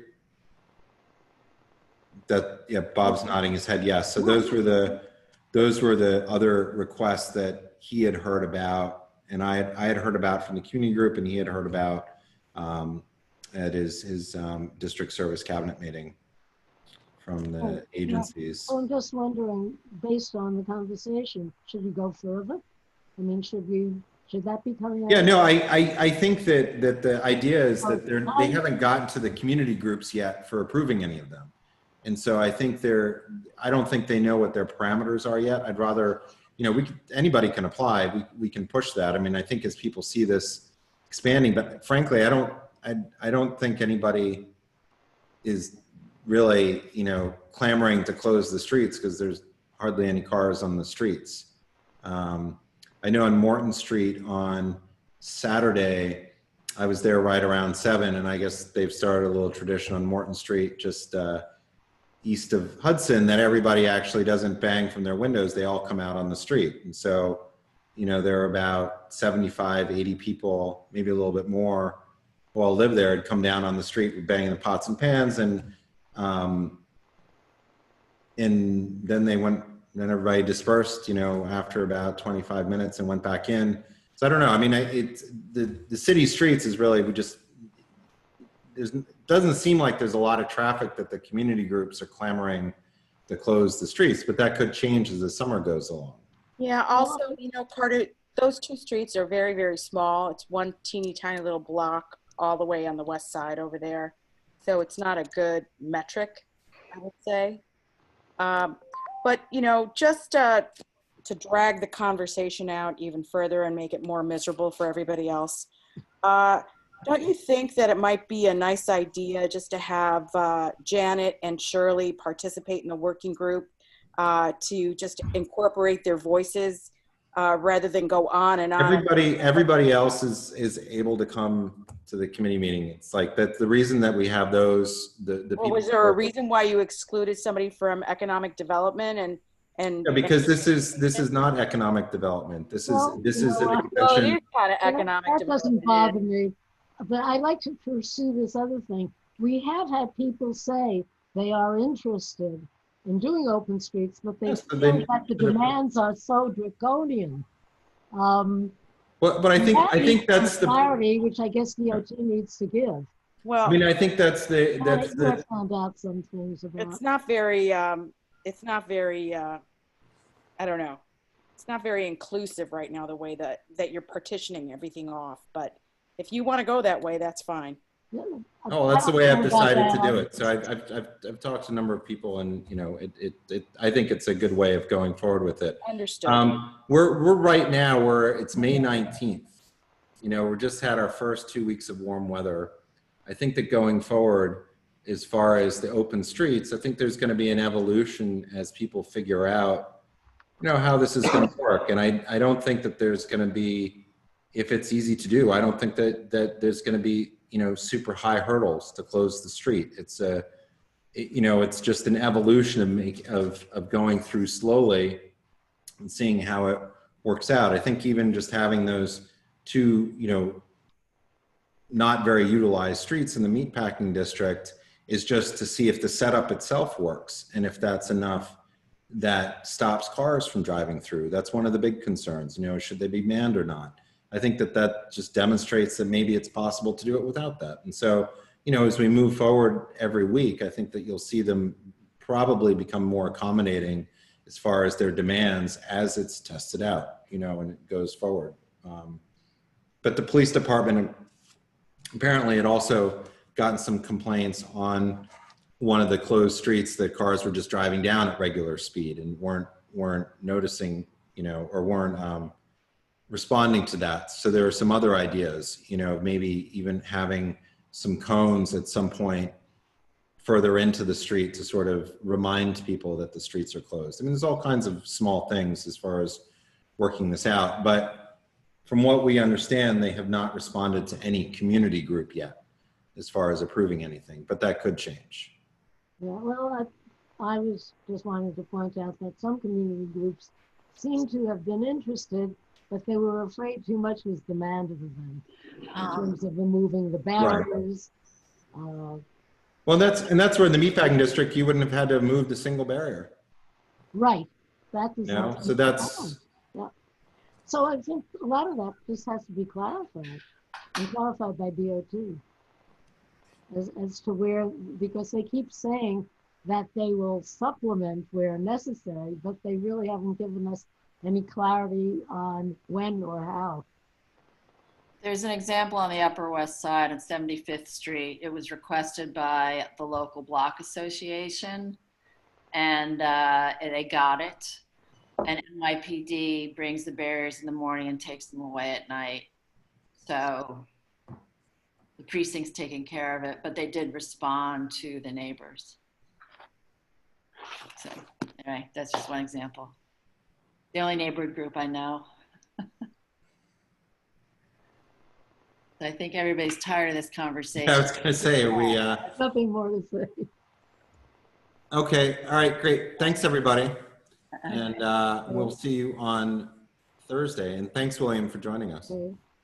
Thank you. All right. Thanks, guys. So long, everyone. See you Thursday. Hi, Carter. Just got off the. Oh, Dan. Yeah, you want to?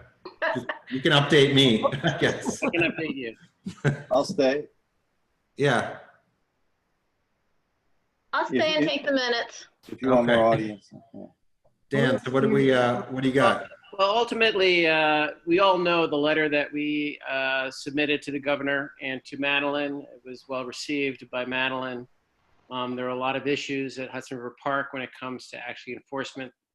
There was a recommendation to create a task force or volunteers to hand out masks, but there are a lot of questions regarding that and feasibility and age and who's going to actually volunteer. All the programming for Hudson River Park obviously has been canceled or put on hold until further notice. I think everyone's pretty much aligned, CB1, 2, and 4, in that we need to mitigate the traffic with the runners and with the cyclists because folks are really afraid to go to the park because there isn't any social distancing. So the same issues that we kind of were discussing last week were brought up in more detail at the Hudson River Park Advisory Council meeting. Yeah, I was there over the weekend, and there were no runners on the bike path, which, you know, I kept looking over as I was riding my bike down to see if there were runners in the park, and I did see some, and there wasn't a lot of density in the use of the park on Sunday, but having them split up really would make a big difference, I think, in making things comfortable. Amy, did you have a?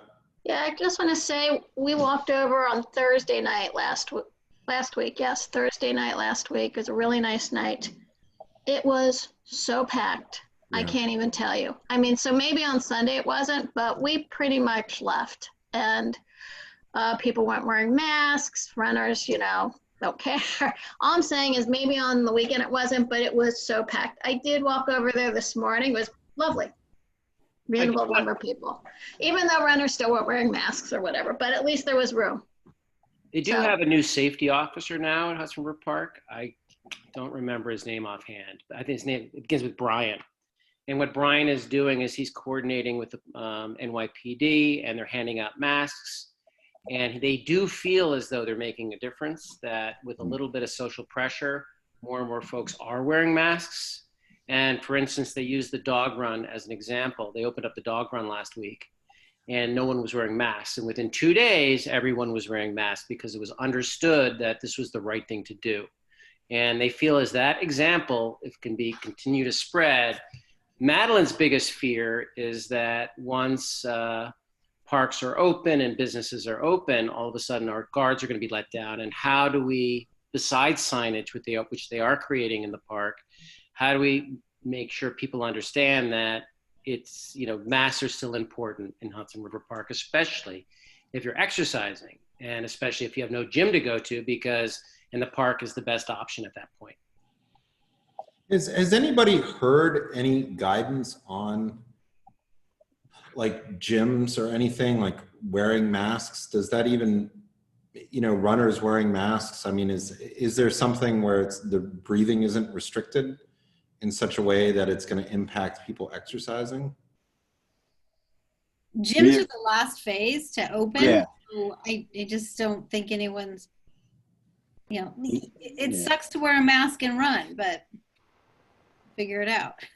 I think as Michael brought it up, I actually think that once people can eat and drink in public, I think that's a bigger issue than the running.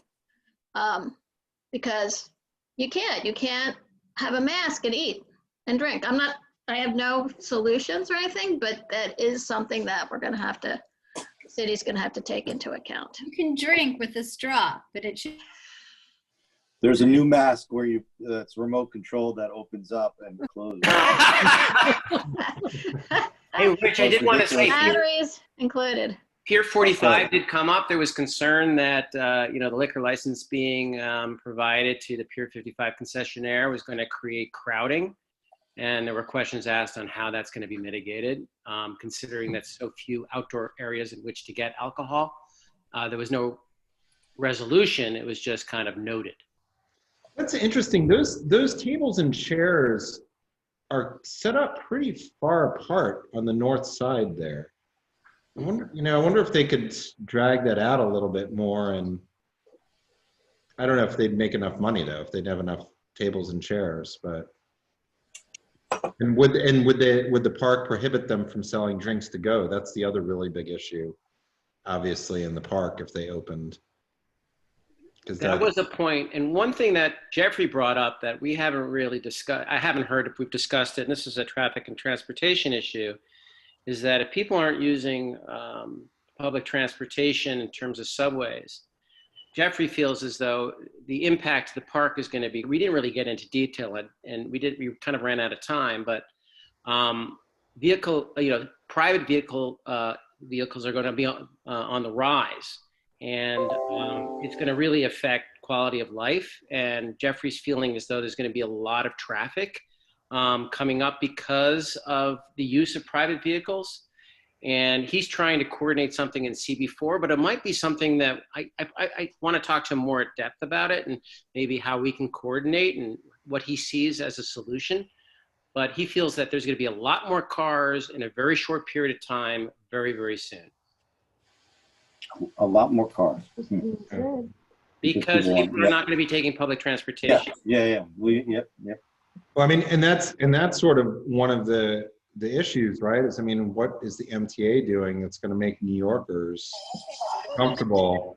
They just announced that they're going to put 230 UV lights inside the cars that are supposed to, and apparently Magnolia is also doing some sort of cleansing portal, that article, but some sort of UV light is actually going in the train. It's like an article in the Post from this. I mean, unless people are comfortable taking other transit, that just seems, you know, what are the options? I mean, and if people are outside the city, they have cars, and you know, what's the alternative? Well, the alternative is more cycle traffic, more pedestrian traffic, more blocked off areas to discourage vehicles. Well, but how are you going to have somebody ride their bike in from New Jersey? is what I'm saying. That's because that's where, you know, Long Island or Westchester. Right. So parking lots that allow you for alternative modes of transportation. But you know, like this is not a developed idea, Carter. It's something that is going to be a problem. What is the solution? And it hasn't been discussed. Because I'm, you know, it's like even with the trust, you know, what about some of these closed parking areas in Pier 40? I mean, is that even anything that's going to, you know, seems that might be something going forward for a while as far as a revenue generating aspect? Is there anything temporary fixes they can do to? It wasn't brought up, but that's an excellent point. I think that that's something that we could contribute as a recommendation. Because we had discussed that before with, you know, using it for storage of things and those barriers, and, you know, they would have to address some of that, all the falling stuff and everything. But it seems like that might be more viable now for a little bit. I don't, you know, might not be long enough, but. Well, I think it'd be a good idea for you, me, Lowell, Bob, Anthony, and Jeffrey to get together and talk about, you know, what can we do as neighboring community boards? What can we recommend? Yeah. The bike path, though, I gotta say, that's, you know, it's, as you've said, it's the busiest bike path or bikeway in the country, and that's definitely going to be, you know, even as Janine has said, you know, she expects to be using that to kids to ride down to school. I think that that's where everybody's going to start heading to go north and south. And, you know, that's going to be the biggest thing, right? In the park is just, as we ease up, it's probably going to just keep getting more and more and more crowded. That was Jeffrey's point, yes. Yeah. And do you think, I mean, because you're right there all the time, do you think that the traffic moves at a different rate going south than it does coming north, or is it equal at, you know, Depends on the time of day. Yeah. In the mornings, obviously going south is busy. In the afternoons, especially on Friday, it's backed up going north. Is it as busy in the is it more dispersed in the mornings than it is at the end of the day? No, it's never really a problem in the morning. It's only a problem during a snowstorm or unlike a holiday weekend where we are in CB2. Right. And CB1 gets more traffic because they're turning off into Canal Street. You know, we're north of Canal, south of 14th Street. We probably have the best traffic pattern in all of on 9A. Yeah, because that's why it's because taking over a lane of the southbound to me wouldn't seem as making as big of an impact as taking over a lane of the northbound, except the northbound has a parking lane, right? So it has an extra lane. Is that right? Yes, it does in certain places. It has a cutout in areas where you can park. Yeah. But so does Chelsea. Chelsea up by, you know, Chelsea Piers, they have cutouts up there too, because all the way. So did the trust think it was realistic that they would get anywhere with an extra lane, or what was their? Well, they don't. It's not in their jurisdiction, so they're not going to really comment. They're only going to comment on things inside the Greenway. They just once again doubled down in saying that they don't have any solutions. They can't make their park bigger, so they need a place to spread out the traffic to mitigate the runners, you know, within the park. And what about Pier 40 in the Pier 40 is closed for the near future. You know, it's going to be finished well before Madeline believes anybody's gonna be able to use it. They're still working on the fencing, but she feels there won't be team sports and it'll be sitting idle for a while. So can people go out there and sunbathe and other stuff? No, it's closed for the near future. But they're not, you know, thinking about opening it similar to how Pier 45 is opened, or? No, I think they're still working on the fencing for baseball. It was the latest grant that we got from Corey Johnson's office to protect the people outside the fields from errant balls. They're still working on that. But what Madeline said is, you know, the construction is going full force, whether it's down at Pier 26 or it's Gansevoort, everything is moving forward. Permits are being issued for Gansevoort right now. No design changes of note, so they're not going to be coming back to our parks and waterfront. But public is still not allowed in those areas. Right, and they're not considering opening it to like sunbathing just as a alleviate any crowding on 45. You know, we could recommend it, Carter. As Rich knows, as Pier 40 is not a great place to sunbathe. It's like a freaking, it's like a frying pan because you just cook right off the turf there. But on a cooler day, it could work. But there's no access to the water there. You're closed in. Yeah. So I don't know if it's a great option. It's not going to be as popular as 45 and 46, which is open air and right on the water and has real grass. Yeah, I was just noticing this weekend, just everybody wanted to sit around and having enough space, you know, just, you know, as we go forward in the next, at least the next. One thing Deborah Glick has said for many, many years is that she wants to see Pier 40 have a circular track on top of it so that the runners could actually use it up there. And she said it, I think, pretty much in every single meeting we've ever had. And I think today it would serve what a great purpose it would be if it actually was operational. Yeah, that is a good. Is there anything else of note that they raised? Or? No, but I think there's some business for us to attend to in coordination with 1 and 4. Yeah. Okay. All right. Sounds good. All right. Well, thank you again, everybody, for Good night. sticking on for the last 10 minutes. All right. Thanks, everybody. And thanks, Dan, for the update. Of course. Thank you, guys. Sorry I was late. Right. Matt, hello. Goodbye. Thanks, guys. Night.